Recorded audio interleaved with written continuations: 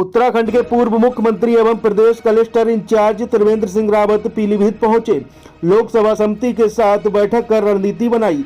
आगामी लोकसभा चुनाव में पीलीभीत को अब की बार 4 लाख पार का मंत्र पूर्व मुख्यमंत्री रावत ने दिया। अनुसूचित जाति जनजाति वर्ग सम्मेलन में कहा कि पीएम ने उनका गौरव बढ़ाया। इसके साथ ही विपक्ष के गठबंधन पर जमकर हमला बोला। साथ ही किसान आंदोलन को लेकर कहा कि एक साजिश के तहत कुछ राजनीतिक लोग पीएम की छवि को खराब करना चाह रहे हैं। भारतीय जनता पार्टी पीलीभीत के कार्यालय पहुंचे त्रिवेंद्र सिंह रावत ने मीडिया से रूबरू होते हुए कहा कि कश्मीर व बंगाल में गठबंधन खत्म हो गया। फिर से यह नेता एक बार कोशिश कर रहे हैं, लेकिन जब गांठें पड़ जाती हैं तो वह खत्म नहीं होती। उन्होंने कहा कि यह तथाकथित गठबंधन चलेगा ही नहीं, आने वाले टाइम में कई जगह पर लोगों को टिकट नहीं मिलेगा। इसके बाद गठबंधन में अफरा तफरी होगी।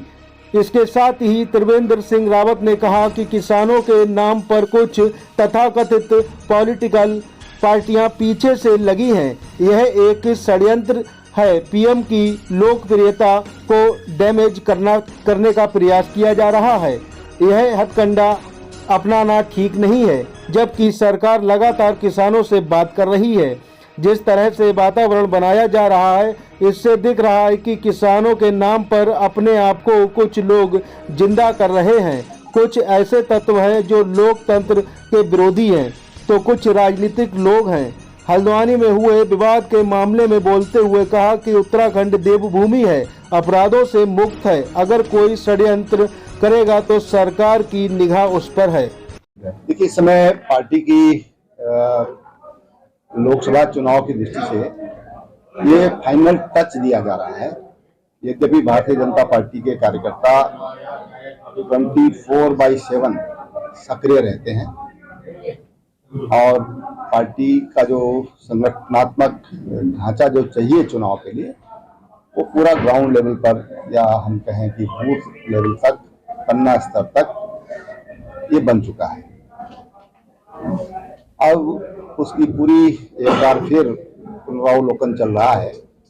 कहीं पर कोई कमी है तो उसको दूर कर लिया जाए। ये जो क्लस्टर है हमारा बरेली, इसमें 5 लोकसभा की सीटें हैं और आज पीलीभीत जो लोकसभा है, वहां से इसकी शुरुआत हुई है।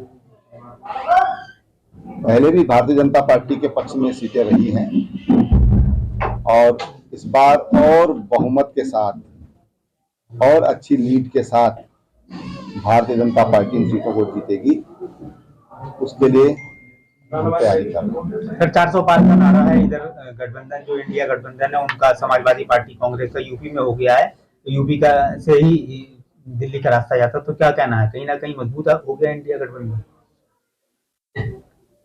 अब देखो भाई, ऐसा है कि कश्मीर में उनका गठबंधन खत्म हो गया, बंगाल में खत्म हो गया, अब फिर वो आजकल फिर दोबारा कोशिश कर रहे हैं। लेकिन जब गांठें पड़ जाती हैं ना, तो वो गांठें खत्म कैसे होंगी? और इसलिए जो ये गठबंधन तथा कथित जो गठबंधन है इंडी का, ये गठबंधन चलने वाला ही नहीं है। मैं आज अनुभव के आधार पर, उन पार्टियों के चरित्र के आधार पर कह सकता हूं कि कितनी जगहों पर उनके कैंडिडेट खड़े होंगे, उनको टिकट नहीं दिया जाएगा। वो समय आ रहा है, आप सब लोग उसको देखेंगे।